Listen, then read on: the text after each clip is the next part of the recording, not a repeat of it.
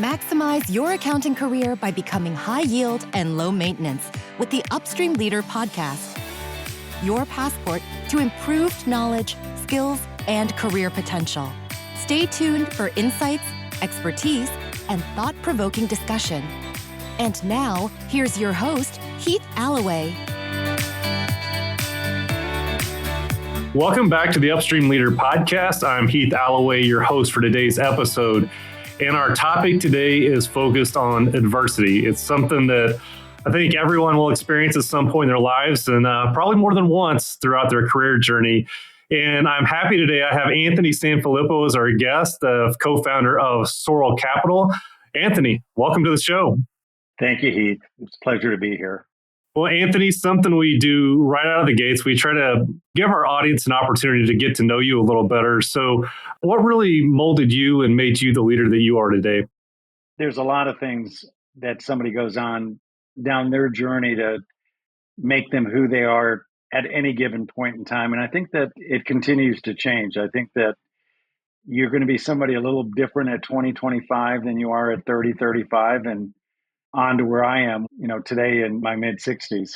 I would tell you integrity is important. And if a North Star is to say, look, I want to make sure that I lead with integrity, that people feel like that I am very straightforward and I'm honest, and I look to try to inspire others to do their best work, that would be a good outcome.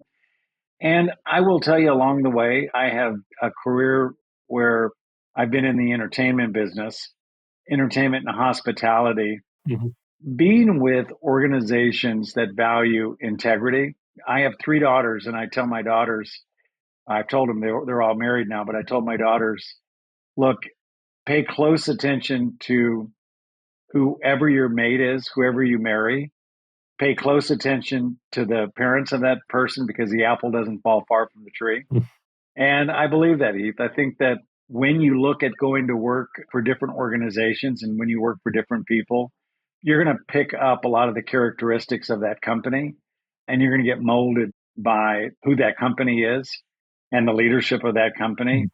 And if it's a company that doesn't have integrity, if it's a company that thinks it's okay to play on the edge when it comes to rules and regulations, you may start to think that that's okay. So along the way, I have been in organizations that have a high level of integrity, and that's the North Star of the company. And then I've seen along the way people who don't have integrity.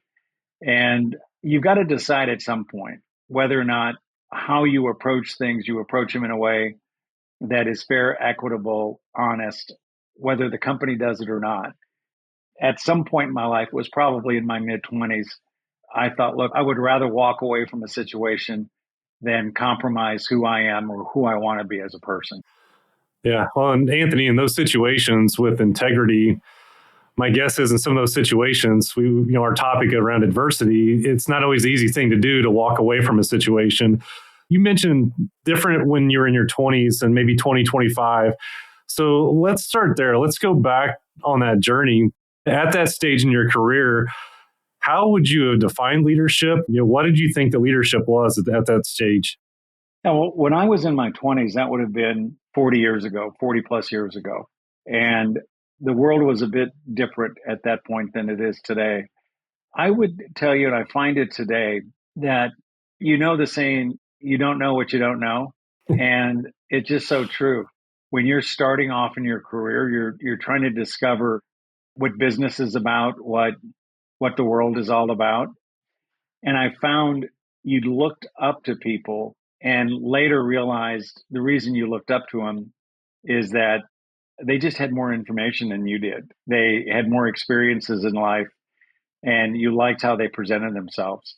I always looked at my 20s and even my 30s as a time that I was discovering, I was learning, I was building my toolbox, my portfolio of skills. And then the time I got into my 40s, I had the confidence and really the experiences to be able to lead large organizations. And that carried on for the next 3 decades. So early on in those early years, you're trying to figure out how to get things done. You're trying to figure out how to be an effective leader. when adversity comes up, you are trying to figure out how to handle it. You see people that handle it well, you see people who don't, and may take a path that is self-serving. I would tell you, Heath, I saw my 20s, and I tell people this from a coaching standpoint, you're learning, and it shouldn't be about how much money can I make. It should be about how do I continue to build my skill set. So down the road, I'll have hopefully somewhat of a defined and unique skill set that I can use in positions that will allow me to lead, whether it's a small or large organization, but it will allow me to lead. So, Anthony, I know this is not possible, but if you could travel back in time, what advice would you give yourself at that stage in your career? I think I was pretty fortunate. I was around people. I was with the company today is called Caesars Entertainment. And then it was called Harrah's Entertainment. I was part of Harrah's Entertainment for 23 years. We acquired actually this Caesars Entertainment when I was with the company. The CEO of the company had really high integrity. And one thing that stuck with me that I was very impressed with was the first time I ever called the CEO, and we're friends today. His name is Phil Satry. He's actually the chairman of the board of Wynn Resorts today. But the first time I ever called him, I was a hotel manager at the Harrah's in Reno. And I was also the head of the Reno Hotel Association. And I had a question, and I thought, well, Phil would be the one that knows this answer. I've never talked to him. It's a large organization. I'll call. I'm sure I'll get somebody who will take the message. And at the time, I would have thought, I don't think I'll get a call back. And I called him that morning. I did leave a message. And by 5 o'clock, I got a call back. Phil said, "Hi, Anthony. I saw you called earlier today. I'm sorry it took all day to call you back." That was so impressionable that the CEO of this company was calling me, and I was, many layers removed from Phil in the organization. And he called me back the same day. And I thought, if the CEO of the company can make it a priority to call a manager in the company back and does it in the same day and then engage me on the topic that we had, that says a lot. And it was motivational to me. Watching him in that role, what he was best and most known for was how he treated people, and how my example was not a unique example, that he would take the time to engage with you, and that his representation of the company was of the highest standards. I was fortunate that the first real company that I went to work with was one that had a CEO who, I'll tell you, was not self-serving. He was organizational serving. If you can get into situations where you're not working with self-serving individuals, you're working with people that are serving the organization, you're going to be pretty fortunate. Last role I had was the CEO of a company called Pinnacle Entertainment. And I was in that role for about 9 years. And I didn't like the word corporate. I just didn't like the word corporate. We had 16 locations and a fairly large company. We had close to 18,000 team members that worked there. And when I joined that company, we had about 400 people that were in the central office in Las Vegas. And I expressed to everybody, I said, I just don't like the word corporate. I really think it's our role to serve those people who are serving the guests, which are the properties that where we're having guests stay in the hotels, go to our restaurants, go into the casinos. And a day or two later, somebody came up to me and said, what do you think about the words service center? What if we call it the Pinnacle Service Center? And I said, I love that. I think that's exactly what we do. And so we announced to everybody that we're called the Pinnacle Service Center and that we were there to service team members that were serving our guests, touching our customers. And I actually had somebody in legal come to me and said, I'm offended by that. I'm a professional. I don't want to be known as somebody that works in the service center. And my response to her was that I think you're working at the wrong place, because that's what we do. We service those people that are servicing the guest. And we called our leadership team the steward group. So they weren't the executive leadership team. They were called the stewards group. And to send a message that we were stewards of the company and we were there to serve everybody else. So it's a long answer to what your initial question was, but I was tuned into it. It was a great answer. Well, let me ask this, Anthony, with what you just described, because going back to my opening, with adversity, it will happen to any team, any organization. Things do not always go as planned. You were kind of talking about the culture that you were building. How important was that culture on the front end that you built whenever things didn't go right? How important was that on the front end? Because in my mind, hearing you talk about it was much more proactive than reactive of laying the groundwork. How important is that culture side when things don't go as planned? Very important. I'll give you an extreme example. I was a president of a division for Harrah's Entertainment when Hurricane Katrina hit, and it was devastating.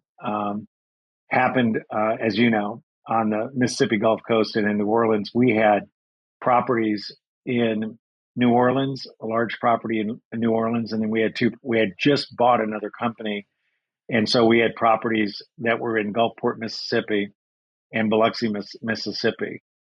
The hurricane completely devastated Biloxi, completely devastated Gulfport, and then it greatly affected New Orleans, closing all three for a lot of months. I mean, we had to rebuild both Biloxi and Gulfport. I actually went down. It happened on a Monday. I went down on Tuesday. I was able to get down there, and it was still first responders. There hadn't been anybody else come into it, and the devastation was.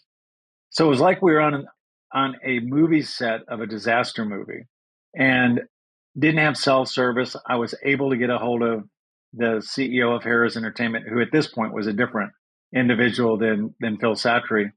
And he said, tell me how it looks. And I said, it's terrible. And we had literally 3,500 people that worked for us. And we made the decision on that call to pay everybody at least for the next 90 days and said, look, we need to let people know that they're going to have support, that they can count on us paying them for the next 90 days, which we did. So, we immediately announced we were paying everybody for the next 90 days, that we set up in both New Orleans and we set up in Biloxi and Gulfport. We set up centers where people could come get toilet paper and canned goods and paper goods, et cetera. And nobody expected that. None of us expected that it was going to basically devastate three of our businesses. And we didn't think about what's the financial impact. We thought about what's the people impact and what can we do to give support to the team members that are there. That's culture first when you're doing that, and not thinking about what the financial impact is. And that has been in the two roles I've had as CEO, the two companies, it was always culture first. We're going to do what's right from a cultural standpoint. We're going to stand behind what we believe should be done, as opposed to worrying about first, what's the financial impact? And that would send a loud message to all the team members that they knew if something happened that basically was unexpected, that they could count on the company to think about the people first. Yeah. Well, Anthony, in that situation, and you may not have exact numbers on this, but I would be curious in a situation like that, something completely unexpected happened. There was a lot of uncertainty about where you were going, or them, even their personal lives, their professional lives, both. And you brought some calmness whenever maybe things weren't that calm. I would be curious how that impacted your retention and with the team that you did when you stepped up and you paid them the next 90 days and you were there to help them. Again, you may not have the numbers, but I'd be curious on how that impacted your retention with your employees and your team members.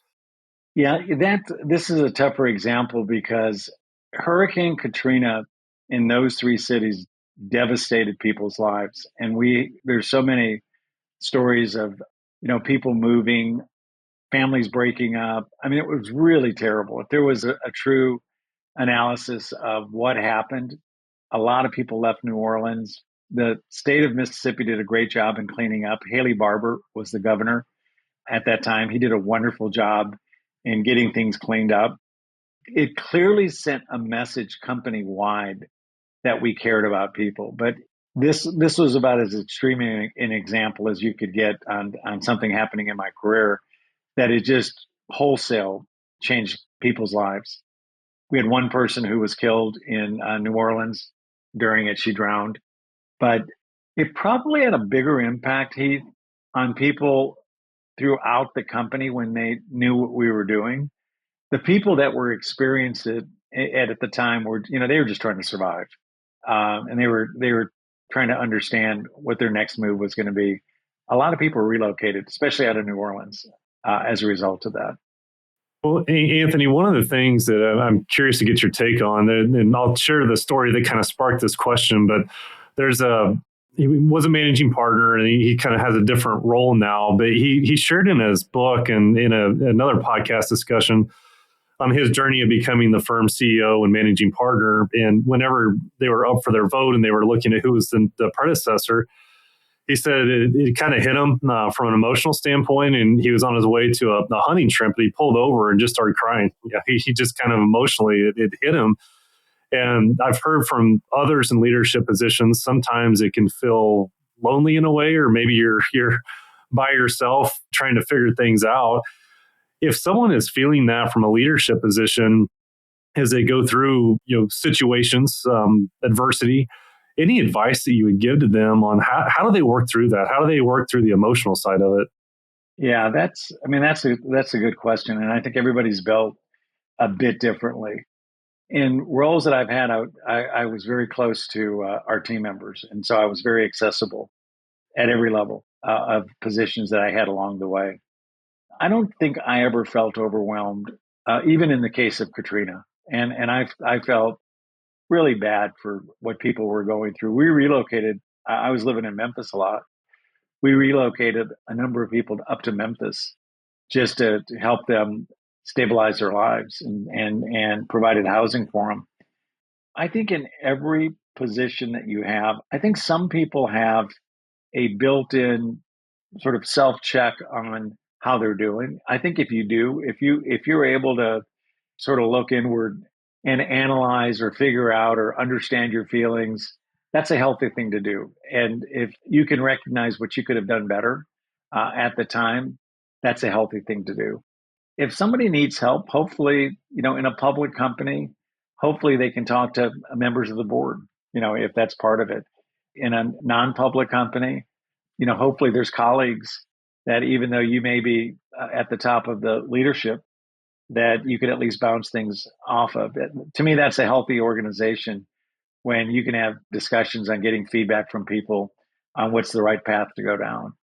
And I always felt like I could do that. Always at least check ideas with other folks. Now, it is true as the CEO or managing partner, ultimately you should be responsible for what happens in the company. And there were plenty of times I would take input, and I always realized that ultimately I was going to have to do what I thought was the right thing to do. And sometimes it wasn't popular, but that's part of it too, to say, hey, this is what I think is the right thing to do. And I did get input. So people would frequently feel like, well, at least he got my input.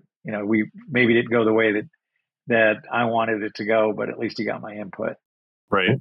Well, and Anthony, gosh, in large teams or organizations, I guess I shouldn't say no one, but you're going to have different perspectives. And I think by listening and hearing that, we can learn from that, and that it can help influence or guide our decisions. But you're right, there's going to be times where you just have to make a decision, and not everyone will be on board in those situations. So, Anthony, I'm going to shift gears with this question. I'm going to go back. You talked about mentors, or even a situation where you were a manager, you called the CEO, got back with you within a day. Have you ever had the flip side of that, where you had maybe a coach or boss or whatever it may be that maybe didn't believe in you, or maybe didn't think you were capable of going to the next stage? Or have you ever ran into a situation like that, and how did that impact you? Yeah, that's really a good topic. Let me address it from sort of a different point of view. I, early on in my career, would see people admire other people in leadership positions. And I figured out, like I said earlier in our discussion, that a lot of times people appeared more knowledgeable because they had more information. And so they had access to more information on what was going on. I early on saw people that people admired, that they disappointed them in some way.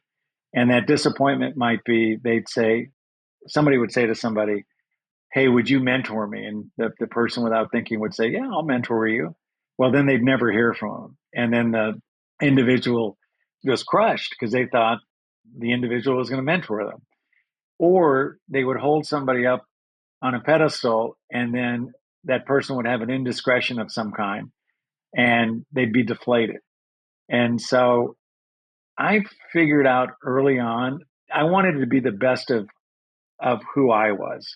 And I wanted to improve skills that I had. I wanted to learn from others, but I never wanted to be somebody else. I never wanted to be a different individual. So during my career, when I'd have people come up to me and say to me, I really would appreciate if you would mentor me, I would say, I'm going to tell you, I'm not going to do that. I don't think it's healthy to commit to being a mentor. I'll always be available to answer questions if you have any questions.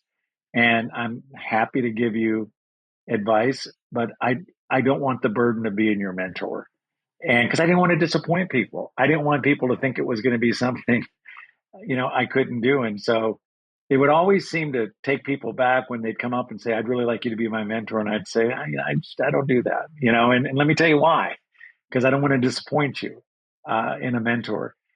During my career, you do come across people that they value other things. I've always been very people focused, and they may not value that.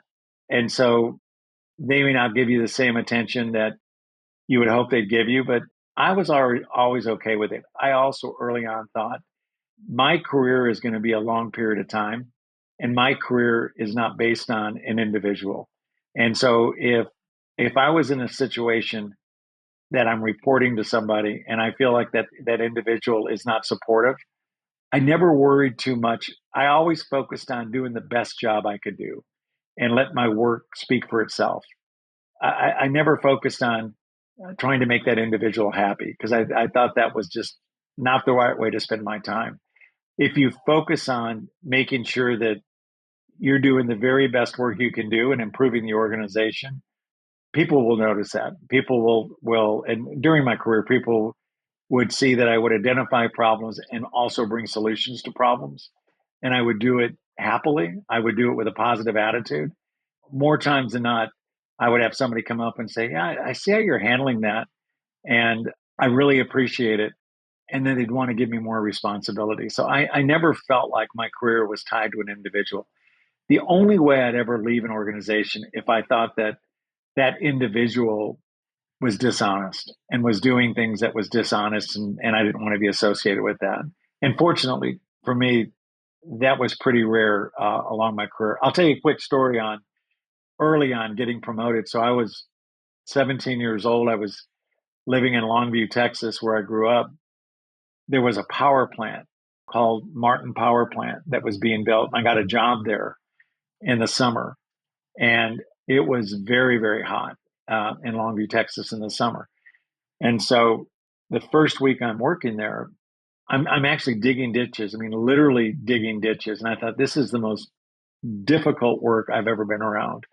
Well, at 3 o'clock, a whistle would blow. We'd start at like 6 in the morning, but at 3 o'clock, a whistle would blow, and you would go to a gathering place, and everybody would sit down. Everybody was so exhausted, and everybody would sit down and wait for the next 10 to 15 minutes, where then you would get let go for the day. When I'd get to that gathering place, I knew if I sat down, I didn't know if I'd get back up. I was so exhausted. And so I would pick up a broom and start cleaning the area. I did it for 3 days in a row, and I would do it literally so I wouldn't fall asleep. I thought, oh my God, if I sit down, I don't think I'm getting back up. After the third day, somebody came up to me and said to me, look, I've noticed the last 3 days that instead of you sitting down like everybody else, you clean the area. And I shook my head, and he said, I want to thank you for that. And I said, you're welcome. He said, tomorrow you're going to be a electrician's apprentice. You're going to be working, helping an electrician. And I thought, holy cow. I mean, I didn't want to tell him, hey, sir, I only did it because I couldn't stay awake. But I thought, okay. And it was an early lesson on people will notice the effort you put into something.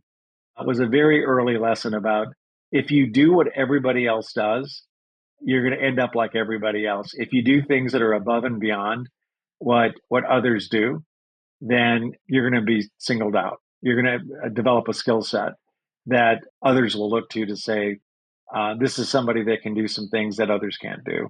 While that is a really small example, it was very impressionable for me to say because I was putting in extra effort and I knew everybody else sitting around was looking at me thinking, you're crazy. I can't believe you're sweeping. I was doing it just for self-preservation at the time. Well, Anthony, gosh, at that age too, I have to think that was a pretty impressionable time. And so as you described that, Anthony, the word that kept coming to mind was grit. And when things that don't always go our way, what role does grit play? And you said kind of that separation of doing something everyone else is doing because it is hard, but it sounds like it pays off. So, what role does grit play in situations like that? Well, I think it's important both grit and to go against the grain because I'll give you one other example. When I moved from Reno to Las Vegas with Harrah's Entertainment, I had a lot of people encourage me not to move to Las Vegas, but I did it because I felt like that was a better place for me to continue to grow my career. And then new gaming opened up throughout the United States. And the CEO who I referenced, Phil Satry, said to me, look, we think you're really honest. We think that you've got a great attitude. We've got 4 new properties opening up, and we'd like you to consider being the general manager of one of these properties. And I chose Shreveport, Louisiana. And I chose it because the only living parent, either my wife or I had, lived 50 miles away in Longview, Texas. And I thought, one, it would be great. We had small children to be able to base out of Shreveport. And 2, this was going to be building a ground up property and opening up what was the first casino in Shreveport, Louisiana. I had so many people that I worked with telling me, you're crazy. Why are you doing that? You're in the mecca of gaming, a lot. And I said, I think it's a great opportunity. And I established a skill by going there of understanding gaming in new markets and in new states and everything that went with it. It allowed me then to grow into fairly quickly as the company grew a president over a portfolio of properties all outside of Las Vegas. That was a pretty pivotal moment for me because I was able to separate myself from a lot of people because I had a skill set a lot of people didn't have. And that was being able to go into a new state, take a business that they've never seen that had a lot of stereotypes and attach to it and prove that different, but also go in there and then establish a new business, which probably was a singular thing that excelled my career. But being willing to do something and establish a skill set that is unique to what others have can be beneficial later to you. So, Anthony, and kind of as we talk through this, one thing that we see a lot is when a team or a firm they'll start to implement something new. They have a firm initiative. People are pretty excited about it, and then you get a few months in and things aren't going exactly as planned. We typically see it 2 ways. One, we either buckle down, we work our way through it, or 2, we experience failure and maybe give up. What do you think it is about an organization or a team that separates those 2 paths whenever something is not going the way you want it to? Yeah, today I'm on a public company board. Today we announced an interim CEO for the company. The company's Papa John's International. And the former CEO has gone to work for another public company. And I had a conversation just hours ago with the interim CEO that's going into place. It's the CFO, by the way. So it's the CFO of Papa John's today that we as a board have asked to step into the interim CEO role. And really the one piece of advice that I gave him. We talked a lot. One, it was integrity, and two, it was taking the time to allow people to share with you what their thoughts are. If people know that you're going to listen and take input, and in this case with him, it's not just team members, but it's board members, it's franchisees, it's investors. But it just doesn't matter who the group is. People want to feel heard. They want to feel like they've got ownership. And before you execute an initiative, if you take the time to get as much buy-in as you can and ownership from the constituents who it's going to impact, there's less likely of a chance it's going to fail. A lot of times things fail because people just aren't bought in and they don't believe in it. And there's times it just didn't make sense. So it sounded good at the time. And even if everybody was bought in, it's okay to be able to say, look, we thought this was going to work and it is not working. And we're going to go a different direction. So to have the courage to recognize this isn't working. And I'll tell you another story. So when I was CEO of Pinnacle Entertainment, I really thought it would be important for us to be in Asia. And this was probably around 2010. And so we made a very sizable investment into a company that was developing a casino right north of Saigon. And I spent a lot of time over in Vietnam. And for a variety of reasons, it just didn't turn out like we thought it was going to turn out. And I had a couple of very prominent individuals who I used as sounding boards, which was helpful. I mean, these were two people independently very successful. I used as sounding boards that really had nothing to do with the company, but I respected them a lot, and they were willing to spend time with me. Both of them told me the same advice. They said, I know you think you can fix what's wrong in Vietnam. And I was spending a lot of time there at this. We ended up managing it. And I ended up spending a lot of time there managing this facility. They said, and I know you're concerned about the amount of money that you've invested on behalf of the company into this new company. They both said this to me. Sometimes you just got to walk away. Sometimes you just got to say, no matter how much I try, I'm not going to fix this. They both gave me examples of things they walked away from. They said, when you continue to pursue something that is providing the same outputs, the same results, and you're not willing to change, that's when you lose credibility. People will understand a mistake and people will understand walking away. People don't understand if you do something and it continues to have bad outcomes, that you continue to go after it for your own ego, for you thinking, I can fix this. It just either may not be fixable or it just may not be the right way to spend both your time and the company's money. And I would frequently say it I say all the things I'm involved with. If something's not right and you don't change the inputs, you're just going to get the same outputs. So if there's just something that you're not happy with and you allow the same inputs into that, you're going to get the same outputs. So we all make mistakes and things are going to go one way and they go another way. It's the ability to sort of check your ego and say, I'm going to take a different path. Yeah. Anthony, I think sometimes in those situations too, it's the fear of failure of, how people might perceive that. But then again, as you mentioned, if you keep doing the same thing and same result, that's the strategy of hope. It's not going to just automatically change because you're working harder. So, well, Anthony, I know we're getting close to our time limit here. Something we ask all of our guests, any resource that's been impactful to you, whether that's a book, podcast, whatever it may be, something that's just really made a difference in your life and your career journey. Do you have any recommendations for our listeners? Yeah, I don't have a specific recommendation on a book. I would tell you the most successful people that I've come across are people who are very curious. You've got so many people around you who have vast knowledge. Most people want to tell their story. Mm-hmm. And so if you see somebody doing something extremely well, and I give this advice to folks all the time, if you're admiring what a CFO somewhere is doing and how he or she does it, to to set up 15 minutes with them and say, I just would really like to understand, almost like you and I are doing right now, what has been the keys to your success? What advice would you give? And you would typically probably get somebody talking 30 to 45 minutes because, they really want to talk about it. But people that aren't curious, and you start to figure that out, you start to see people who ask questions and really want to know the why. And then you see people that they just don't ask questions.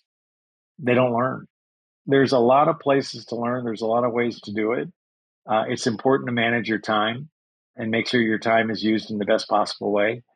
But I would say, Heath, be curious. And if you're not curious, then you don't care about what the subject is. Be a part of something that you really care about. Well, Anthony, I love the response, and I use my kids as an example. They ask a lot of questions about a lot of different things, and at some point in our lives, we start to lose some of that. So even just falling back on that mindset, I love that around curiosity. Well, Anthony, I greatly appreciate your time. It's been a great conversation. I feel like we could probably go another hour pretty easily, but I appreciate the time. Looking forward to the next time we're able to connect. So thank you. Well, thanks for inviting me and allowing me to do this. Thanks for joining us on the Upstream Leader podcast. We hope today's episode has enriched your understanding of what it takes to become a high-performing leader in the accounting profession. If you'd like to hear more episodes, subscribe on your favorite podcasting app and visit our website where you'll find full show notes and more. theupstreamleader.com.